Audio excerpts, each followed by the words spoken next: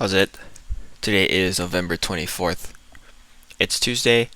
I have a lighter back squat day, I think, on on average, I guess I should say. It lately I've been doing heavy singles, and I think that Steve wants me to change that up a little bit. So today I am doing 135 for 8 triples. Um, it's not a very heavy weight, but he said focus on getting speed. So that is what I was trying to do this whole time. 8 sets does take a long time. I think overall my technique and the speed and everything about these squats today, they felt really good. Um, I do end up complaining a lot though, just because of how much volume it is. It's quite a bit, and yeah, I'm really happy with how they turned out. As far as speed and strength for me, it's like I used to be a lot stronger on the back squat, and I am not sure how I was so much stronger than I am now. It just feels a little foreign to me sometimes when I do squat. Sometimes it feels awesome. I think this was one of those days where it's in between that.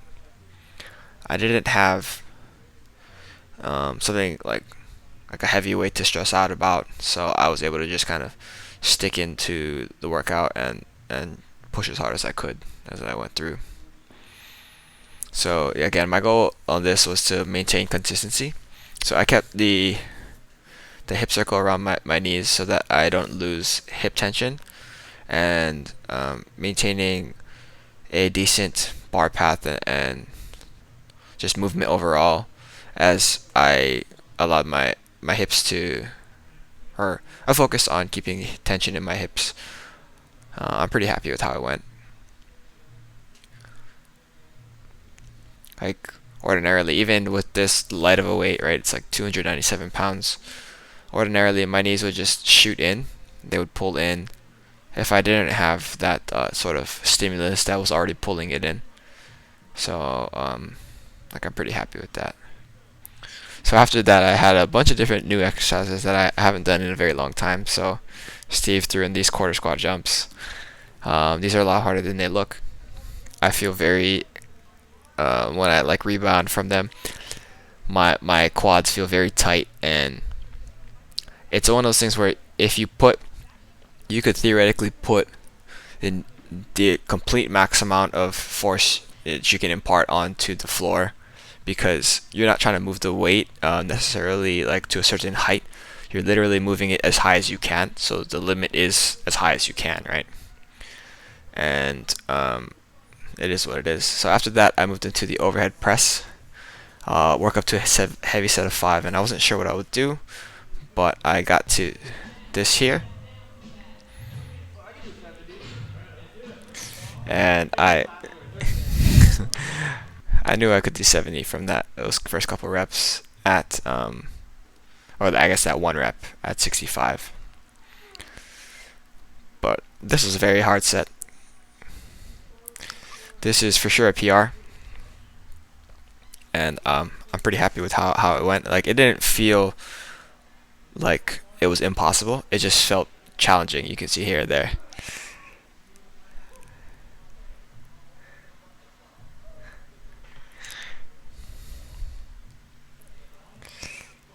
Yeah, there you go. That was like, like I said, it wasn't impossible. It was challenging for sure throughout the whole lift, but it turned out to be good.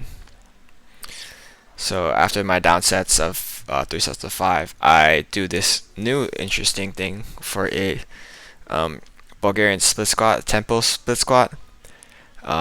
Steve was telling me about this guy who talked on a video with Mark Bell about split squats that your the majority of their weight is in your toe, so you can't really see it on the heel on with these shoes here. But I basically have my heels off the ground, and I'm loading my leg, my knee specifically, really deliberately, very slowly.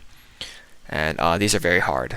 I intended to do 5 sets of 5, but I ended up doing 3 sets of 5 just because it was very challenging. I think those are going to be a big difference maker. So, yeah. Finish off. I did some dips. I didn't. I found out later that we have a dip bar. I did not know, but that'll be it for today. Thank you for watching.